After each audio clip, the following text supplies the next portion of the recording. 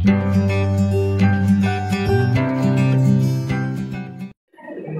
بالله من الشيطان الرجيم.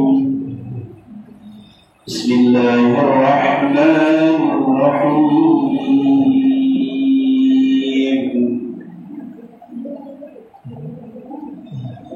إذا السماء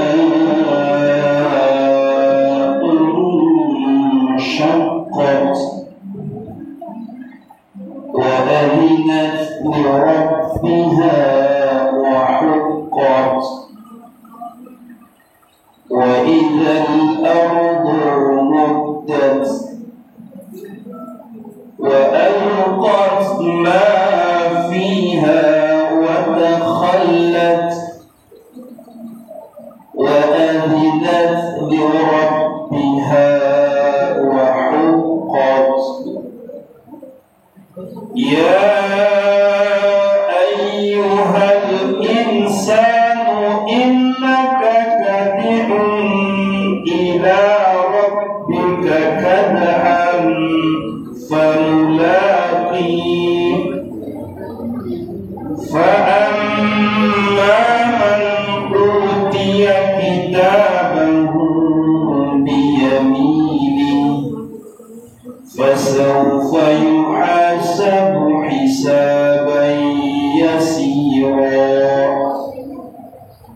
وينقلب إلى أهله مسرورا. وأما من أوتي كتابه وراء ظهره فسوف يدعو ثبورا ويصلى سعيرا. إنه كان في أهله مسرورا. إنه ظن أن لن يحور. بلى إن ربه كان به بشيرا. فلا أقسم بالشفق والليل وما وسق والقمر إذا اتسق لتركبن طبقا عن طبق فما لهم لا يؤمنون. وإذا قرئ عليهم القرآن لا يسجدون بل الذين كفروا يكذبون. والله أعلم بما يوعون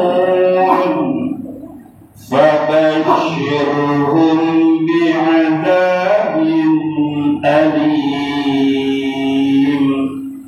والحمد لله رب العالمين.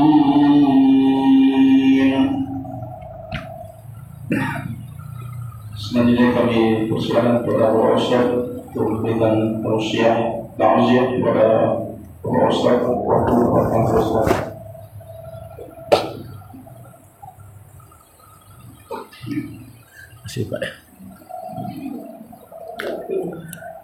Assalamualaikum warahmatullahi wabarakatuh. Alhamdulillahilladzi khalaqal mauta wal hayata liyabluwakum ayyukum ahsanu amala.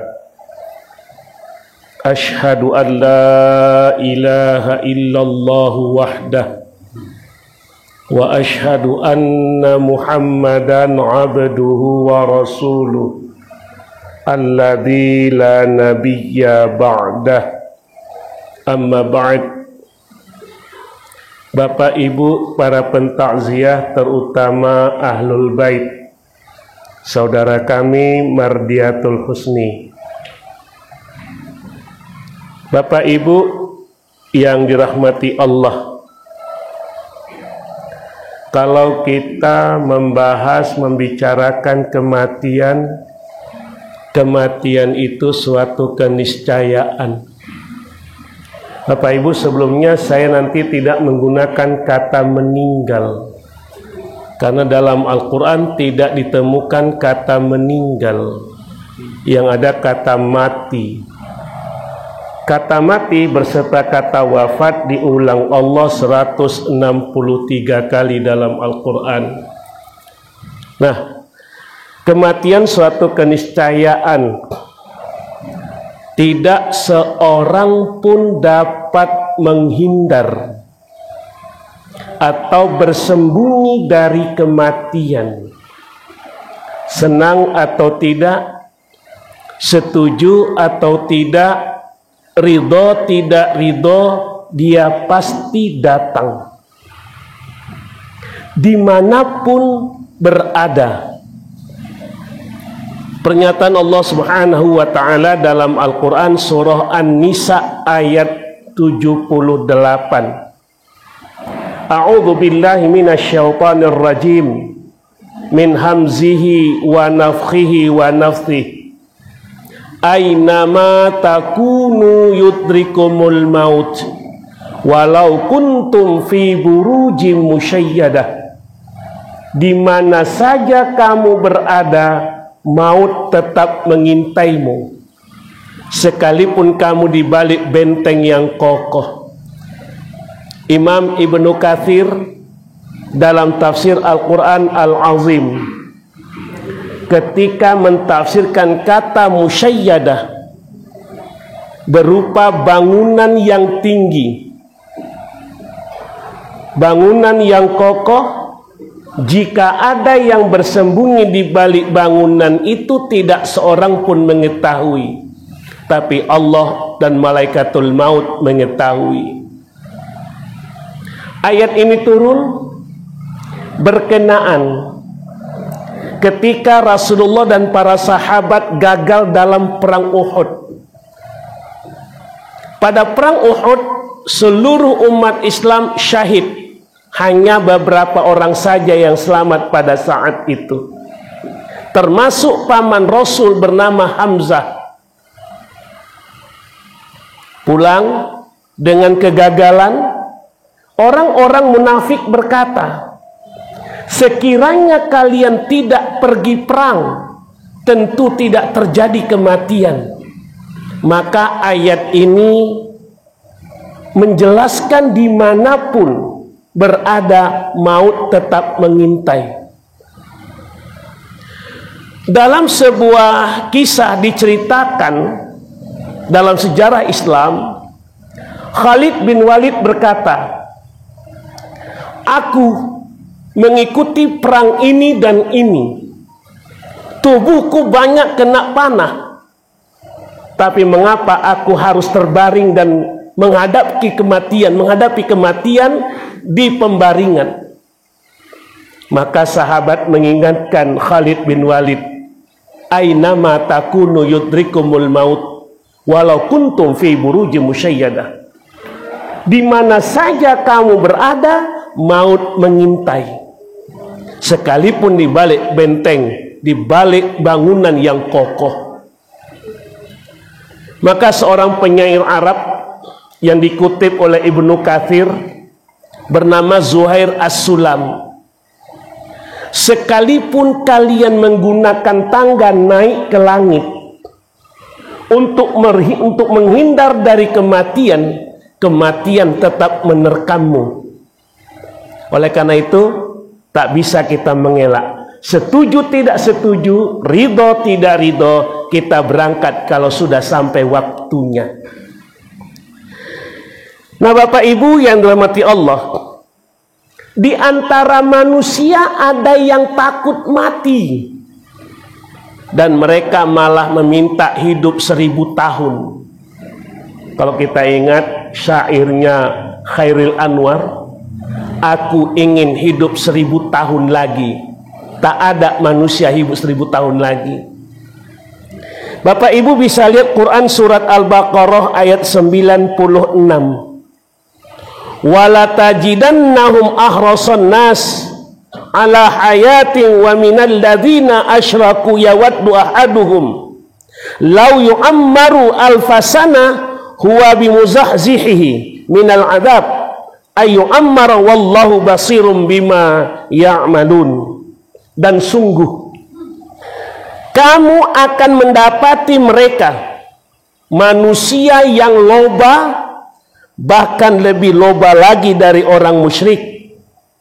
Masing-masing mereka ingin diberi umur 1000 tahun, padahal umur panjang tidak akan menjauhkan mereka dari azab, dan Allah Maha melihat apa yang mereka kerjakan. Umur panjang pun bukan berarti bebas dari azab, enggak. Nah, Bapak sekalian, kematian itu suatu keniscayaan yang di awal tadi. Makanya Bapak Ibu, ada 5 kunci rahasia yang tidak diberikan Allah kepada manusia. Nah, suatu kali Al-Harth, orang Arab Badui, datang kepada Rasulullah. Dia minta ramal 3 hal kepada Rasul. Yang pertama, ya Rasulullah, istriku sedang hamil, tolong ramalkan apa jenis kelamin yang dikandung oleh istriku. Anak yang dikandungnya jenis kelaminnya apa? Yang kedua, ya Rasulullah, kami mengalami kekeringan negeri kami, kering kerontang. Tolong ramalkan kapan turunnya hujan. Yang ketiga, ya Rasulullah, aku tahu kapan aku lahir, tapi aku tidak tahu kapan aku mati dan di mana aku akan mati. 3 yang diajukan orang Arab Badui, 5 dijawab Allah. Lihat Al-Quran surah Luqman ayat 34. Innallaha indahu ilmus sa'ah. Itu yang pertama. Sesungguhnya di sisi Allah lah pengetahuan kiamat. Tak ada yang tahu dan tak ada yang bisa memprediksi kapan kiamat terjadi. Jangankan kita Bapak Ibu, Rasulullah saja tatkala ditanya malaikat, akhbirni anil iman, akhbirni anil Islam, akhbirni anil ihsan, semuanya dijawab Rasul. Pada yang keempat, matas sa'ah, bilakah terjadinya peristiwa kiamat? Maka waktu itu Rasul berkata, mal mas'ul bi'a'lami minas sa'il, bukankah yang bertanya lebih mengetahui daripada yang ditanya? Yang bertanya malaikat, yang ditanya adalah Rasul. Tapi Rasulullah memberikan tanda-tanda kiamat waktu itu 3. Ini hadis yang satu paket ini Bapak Ibu.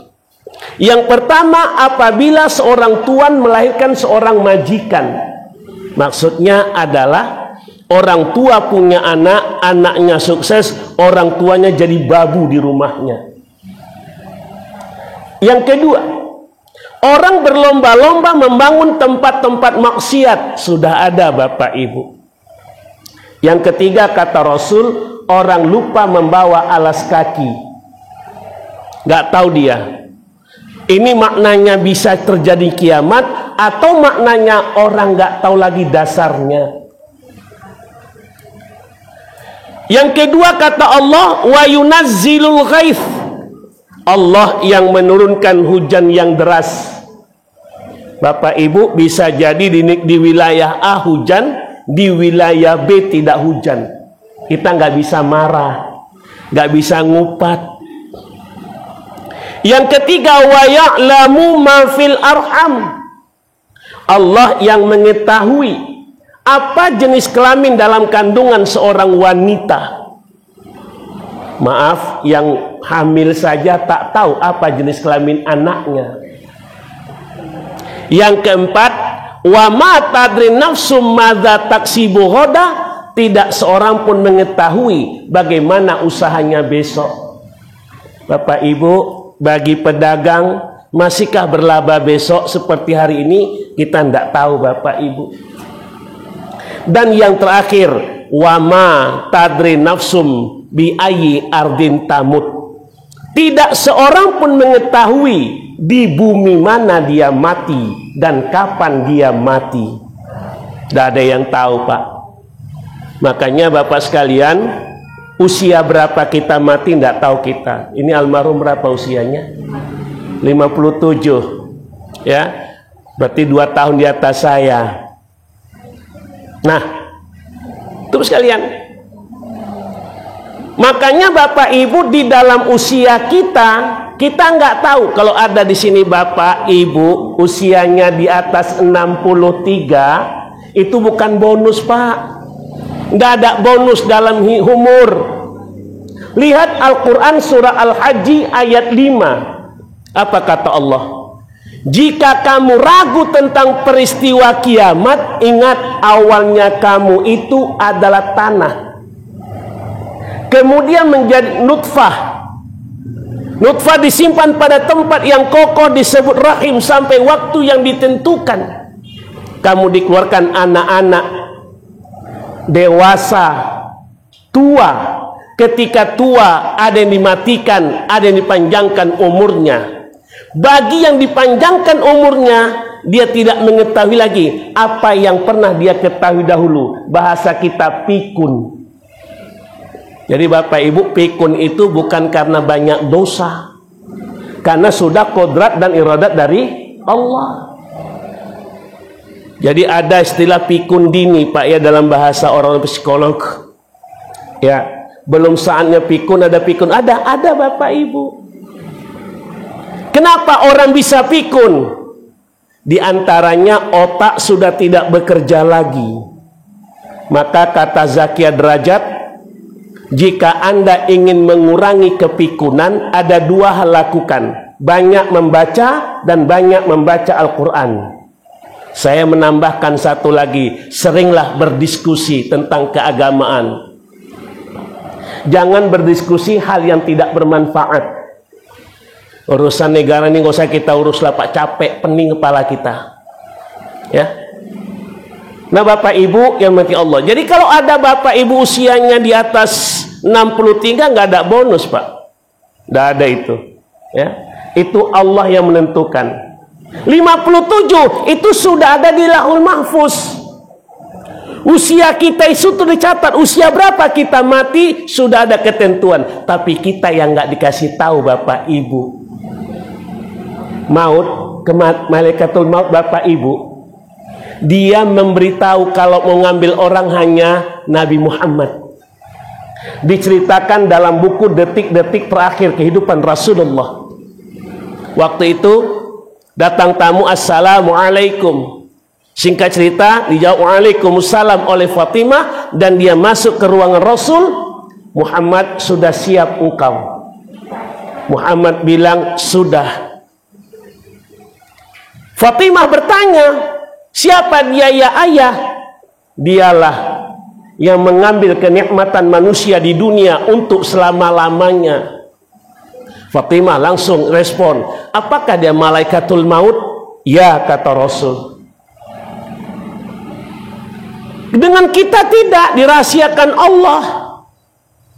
Nah Bapak Ibu yang dirahmati Allah, jadi kematian itu tidak tahu, tapi dia pasti datang.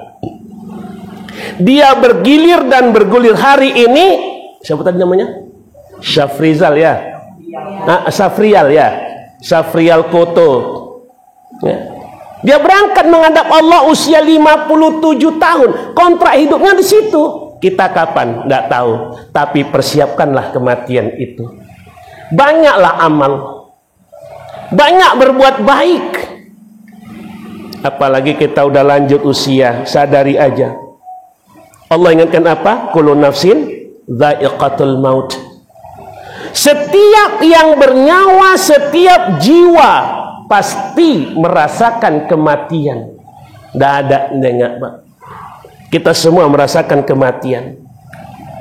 Imam Syafi'i dalam sebuah ungkapannya berkata, "Wa man nazalat bisahatihi fala arda taqihi wala sama wa ardullah wasi'ah walakin idza nazal qada daqal qada da'il ayyam taqdiru kullu hin fima yughni 'anil maut ad-dawa." Siapapun perantaranya dihampiri oleh maut, maka tidak ada langit dan bumi melindunginya. Bumi Allah teramat luas, namun ketika maut menjemput, sempitlah seluruh ruang. Biarkan hari-hari berkhianat setiap saat, karena mati tercegah oleh obat. Itu kata Imam Syafi'i dalam bahasa ungkapan-ungkapan beliau. Bapak Ibu yang dirahmati Allah, lihat lagi Quran surah Al-Jumu'ah ayat 8. Qul innal mautal ladzina tufirruna min fa innahu mulaqikum turadduna ila alimil ghaibi wasyahadah fayunabbiukum bima kuntum ta'malun. Katakanlah, sesungguhnya kematian yang kamu lari daripadanya, maka sungguhnya kematian akan menemui kamu. Kemudian kamu akan dikembalikan kepada Allah yang mengetahui yang gaib dan yang nyata. Lalu dia berberitakan kepada kamu apa yang kamu kerjakan. Ketika kita wafat, nanti di hari akhirat, fainabbiukum bima kuntum ya'malun. Akan diceritakan apa yang kita kerjakan selama di dunia. Maka Bapak Ibu, biarkanlah mereka yang berbuat kesalahan, tapi nanti itu akan dipertanggungjawabkan di hadapan Allah. Pada saat itu yang berbicara dan menjadi saksi adalah kaki. Quran surah Yasin ayat 65. Al-yawma nakhtimu ala afwahihim wa tukallimuna aydihim wa tashhadu arjuluhum bima kuntum bima wa arjal. Saya ulangi, bahwasanya pada hari itu al-yauma nakhtimu ala afwahihim, pada hari itu kami kunci mulut mereka, kami beri kesempatan wa tukallimuna aydihim, kami beri kesempatan tangan mereka berbicara, wa tashhadu arjuluhum, dan kaki mereka menjadi saksi apa yang mereka kerjakan selama di dunia. Sekarang boleh Pak ya, maaf, hakim boleh nokok palu suka hati, orang bersalah divonis salah, tapi ini nanti akan ngomong. Silakan, ya, silakan berbuat suka hati. Maka ada satu ungkapan, fa'ilam tastahi fasna' ma syi'ta. Kalau nggak malu lagi, buatlah suka hati kalian. Ini untuk kita semua, juga untuk ahlul bait yang sedang ditimpa musibah. Ya. Kemudian kepada yang ditimpa musibah, tak ada kalimat yang diungkapkan yang lebih indah kecuali sabar. Dan sabar itu kapan? Kata Rasul, pada pukulan pertama. As-sabru inda sadmatil ula. Sabar itu terletak pada pukulan pertama. Kapan itu? Pada saat dia mengembuskan nafas terakhir. Disitulah sabar itu. Kalau malam gini diingatkan orang, itu sabar yang disabarkan. Sabar yang sesungguhnya, begitu dia wafat, ucapkan alhamdulillah, inna lillahi wa inna ilaihi raji'un, Allahumma ajurni fi musibati wa akhluf li khairan minha. Sungguhnya milik Allah, kembali kepada Allah. Ya Allah, berikanlah dia tempat gantinya yang lebih baik lagi. Berikan aku pahala musibah yang menimpa aku ini, dan berikan gantinya tempat yang lebih baik lagi. Nah, makanya sabar itu memang pahit, bukan mudah. Ngomong gampang, sabar, ya, belum sampai kepada diri kita, Pak, ya. Nah, Bapak sekalian, ada satu ungkapan Arab, as-sabru kas-sabri murrun fi madaqatihi walakin awaqibuhu ahla minal asal. Sabar itu bagaikan pohon jadam yang pahit rasanya, tetapi buahnya lebih manis dari madu.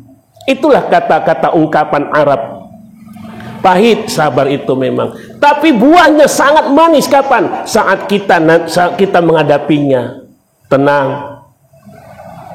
Jadi jangan lagi bahasanya tidak boleh berandailah, Bapak Ibu ya, kepada keluarga di rumah ini.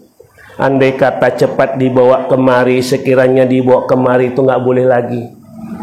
Ya usaha kan sudah ada selama ini kan, udah diobat, udah semua. Yang ada apa? Doa dari keluarga seluruhnya lah, anak, istri, doa yang diminta lagi. Siapa yang bilang nggak boleh berandai? Rasul. Al-mu'minu qawiyun ahabba ilallahi minal mu'mini dha'if wa fi kulli khair ahris ma yanfa'uka wa la ta'jaz wa in asobaka fi syai' fala taqul law anni fa'altu kana kada wa kada walakin qul qadarallahu ma syafa'al fa inna law taftahu amal syaitan. Mukmin yang kuat lebih baik daripada mukmin yang lemah. Seluruhnya ada kebaikan, berjaga-jagalah, berbuat baiklah untuk orang lain.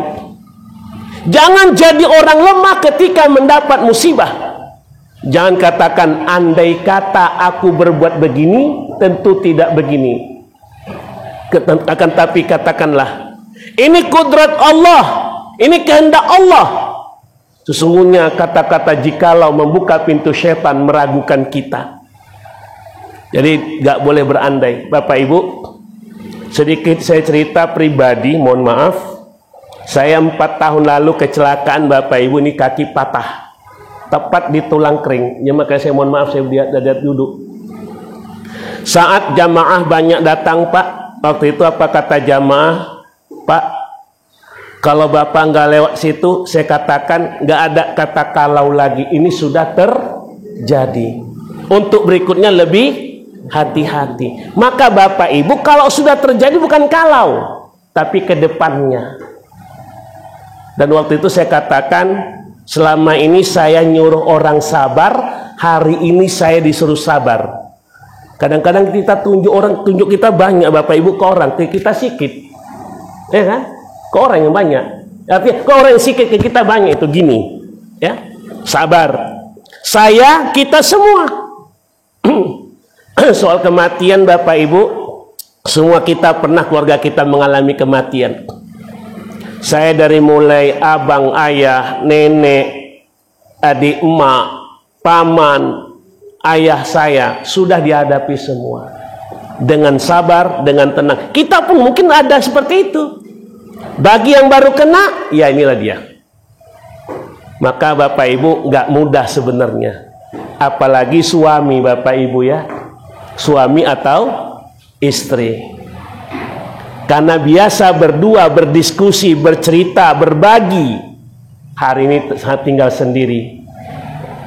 Maka oleh karena itu dilaranglah, itu ya. Apalagi menangis, meratap, dilarang. Meratap itu Bapak Ibu menangis sambil ngomong. Ya. Kalau orang seberang sana kan gitu Bapak Ibu ya. Mati bapaknya, amang ngoi ngamati do amang dohot au, bapak udah mati kau ikut aku tanya. Untung nggak cakap kawan tuh dohot ho, ikut kau tanya. Nah itu Bapak Ibu ya.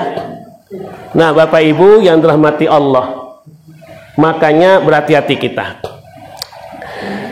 Yang kedua adalah ikhlas, ridho ya, ridhokan, ikhlaskan ya. Nggak usah nanti datang lagi setan. Apa kata setan? Aduh, kok nggak kau bawa kemari, muncul lagi. Ridho, ikhlas. Ikhlaskan keberangkatannya. Yang penting doa. Dan hari ini beliau tidak minta obat. Apalagi sekarang Pak ya, asal sakit COVID kan. Macam mana nggak zona merah terus Medan ini? Ya kan? Deli Serdang udah tatap muka orang belajar. Sini masih belum juga. Masih level 4 juga, nggak tahu lah kita. Urusan dia itu Pak ya. Nah, nggak usah kita urus Pak, jadi masalah nanti kita. Nah Bapak Ibu yang dirahmati Allah, terutama keluarga di rumah ini, ya, Jadi apapun kalimat disampaikan dalam takziah dengan hadis, ayat, inti akhir kata adalah sabar dan ikhlas menghadapinya, lebih dekat lagi dengan Allah. Dan ingat Bapak Ibu, kematian itu nasihat yang bisu. Ya. Nasihat. Kalau ada orang Pak, ada kematian Bapak Ibu, tak juga sadar, khatamallah lah ini dah. Ya, dah ditutup Allah hatinya. Untuk ini, sebelum saya akhiri, ada berapa hal yang disampaikan juga. Yang pertama adalah ada larangan-larangan, walaupun tidak dikerjakan tapi tetap diingatkan. Ya, walaupun tak ada, alhamdulillah tetap diingatkan. Yang pertama, dilarang membangun makomnya, kuburnya. Rasul yang bilang, jangan kamu ngapurnya, jangan kamu membangunnya. Termasuk jangan kamu duduk di atasnya. Lebih baik bajumu berikut kulimu terbakar daripada kau duduk di atasnya, kata Rasul. Pak, hilang, memang hilang dah selesai dia. Ya, mendoakan. Orang kenapa dikasih begini-begini, nanti asal mau puasa ziarah. Tak ada tuntunan ziarah mau puasa itu. Yang kedua, larangan adalah membacakan sesuatu bacaan yang dihadiahkan kepada yang sudah mati. Tidak ada tuntunan Rasulullah. Yang ada doa sajalah untuknya. Rasulullah ingatkan kita ketika kita bertakziah, yakni mendoakan orang yang ditimpa musibah. Rahimakallah wa ajraka. Itulah malam ini saya bisanya kemari. Bapak Ibu yang mati Allah, saya diberi amanah untuk menyampaikan kata takziah, mengucapkan rahimakallah wa ajraka. Semoga Allah memberikan rahmat dan ganjaran terhadap yang timpa musibah. Itulah kata-kata yang indah, itulah kata-kata yang bisa disampaikan. Tidak ada lain. Mudah-mudahan bermanfaat. Kalau ada salah janggal kepada Allah mohon ampun, kepada kita mohon maaf. Akhirul kalam. Nasrun minallah wa fathun qarib. Assalamualaikum warahmatullahi wabarakatuh. Terima kasih Pak ya.